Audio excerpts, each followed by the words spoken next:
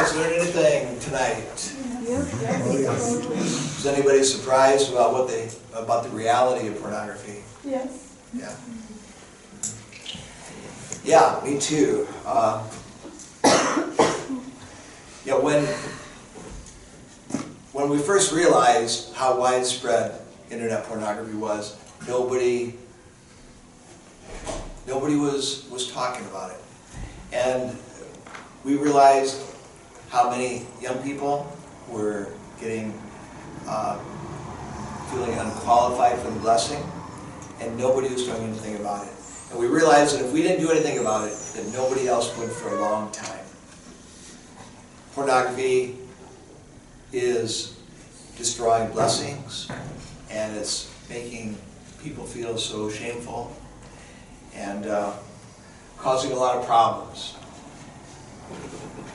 Our church is all about restoring the man-woman relationship, and we've been doing this. We're all about the blessing, right? Restoring the man-woman relationship through the blessing. But we're trying to do it without talking about sex. We're avoiding talking about the thing that is one of the real central issues. And as parents, we thought, well, if we just don't talk about it, then the kids will figure it out on their own. And they'll learn about it from their school or friends, and we've relegated it to somebody else. And that's not working out very well.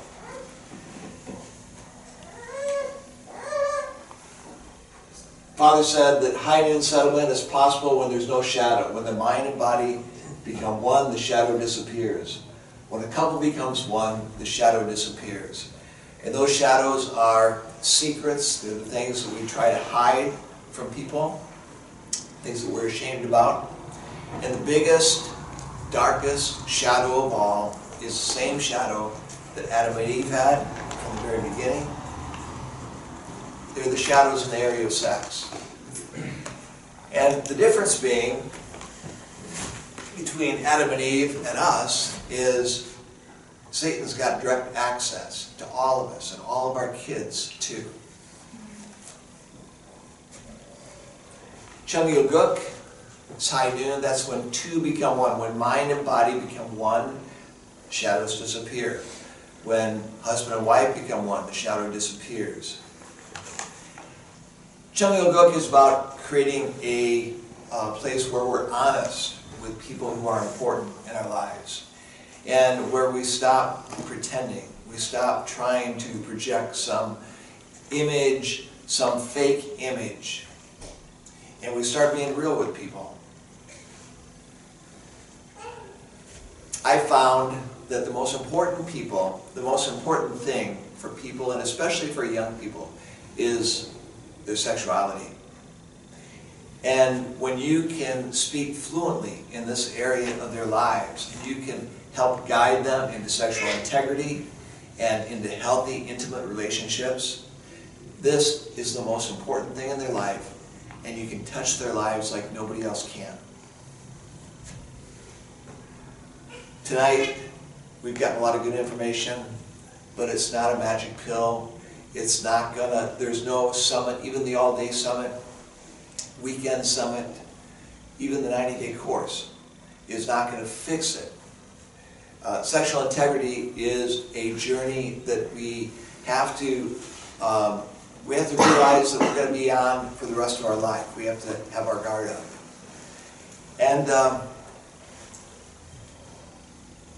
we've given you some statistics tonight. We've tried to show you, our goal has been to show you how widespread of a problem this is.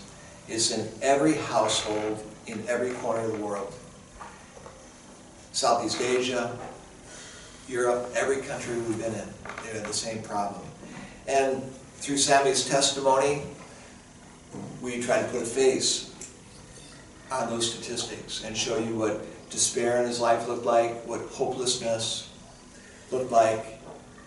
And also, though, we've tried to give you an idea of what redemption looks like and what grace looks like in the life of somebody who's struggling with it, and the difference that you can make. So the road ahead is first to acknowledge where we're at in our journey of sexual integrity. And we have to be honest. How's that going for you? James Dobson said, a man without accountability is like an accident waiting for a place to happen. We absolutely need accountability in our lives. Second, we have to deal with our past. If we have sexual sin in our past, then we have to separate from it. And thirdly, to leverage the past. I totally believe that the value of a life is determined by how much of it is given away and by how many lives you can touch. And that's how I've sought to live my life. By giving my time and my money, but also to give the bad stuff too. The stuff that didn't turn out the way I thought it would. To share everything with people, the good and the bad. God can use it all. A lot of people that we talk with, they think, well, this is all good and well, and I applaud you guys for doing what you're doing, but what can I do? I'm just an ordinary person. I don't have a degree, I'm not a sex therapist, I'm not a counselor, I don't have a lot of money, right? I'd like to share with you a story. A friend of mine called me about 6 months ago, and this man is a PhD, smart man. He said, David, I have a question for you.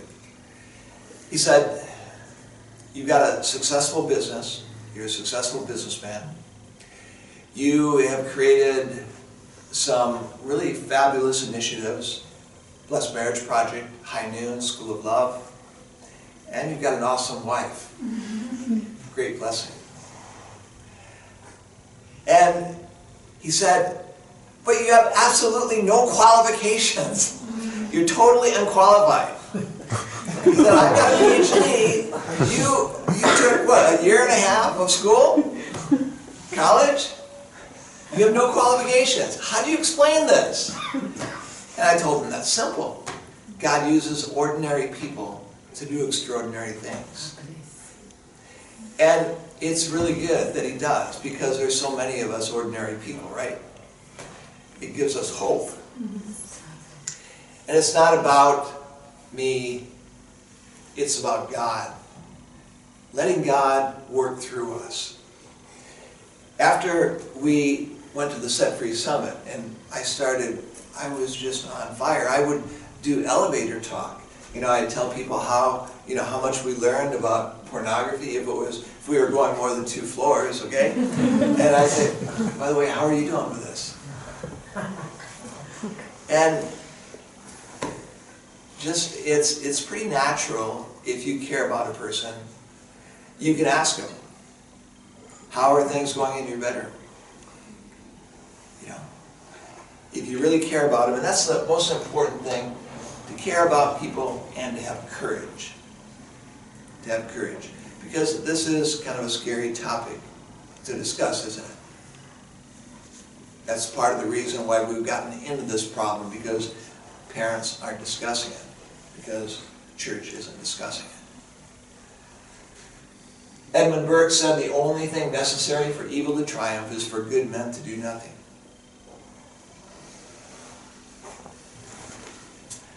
So, what about True Brothers' goals?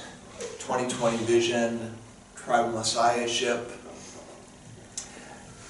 What's High Noon got to do with all that? Well, sexual integrity is absolutely necessary to fulfill the first blessing and to become a radiant blessed couple as well.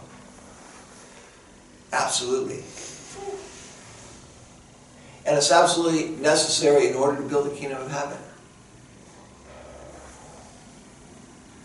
So for single people, that means to grow your sexual integrity. That is to fulfill the first blessing. Tell other people about what you learned here today. Continue to do your research. Get educated. Sign up for our newsletter. Read the blogs. Get educated. It took us a long time. We studied for a year before we could really effectively help people, okay? But actually now we can, we've found ways to put people that have little or no training together, and they can help one another grow. Okay?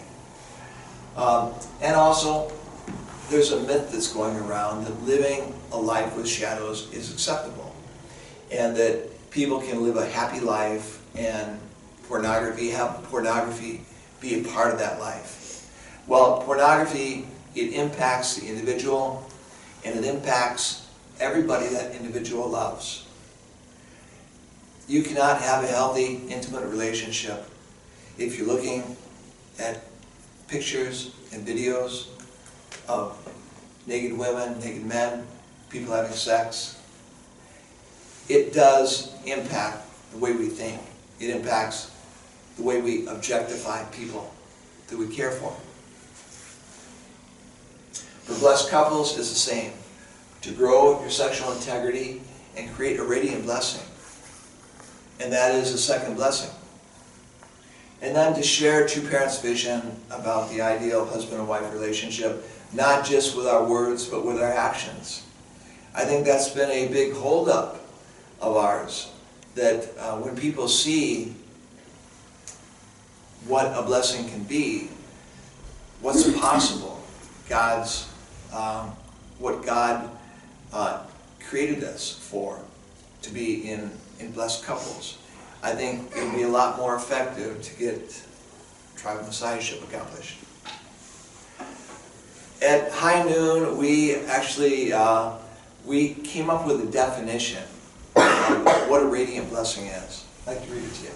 A radiant blessed couple is one that is dynamic, deeply bonded through love and care, tremendously intimate, emotionally, physically, sexually. They live to satisfy each other's needs and desires. The man is committed to the woman becoming her best self. The woman is committed to the man becoming his best self. Together they blossom as true man and true woman. Full and not needing, they are givers. Standing before them feels like standing before God. Beautifully unique, their relationship glows. Their family radiates with love. All people want what they have. Heaven is created wherever they go and through whatever they do. Is that something? Does that sound like something you'd like in your life? Yeah, me too. And we're working on it. Nice. So, thank you all for coming. Now we have Sancha. Yeah.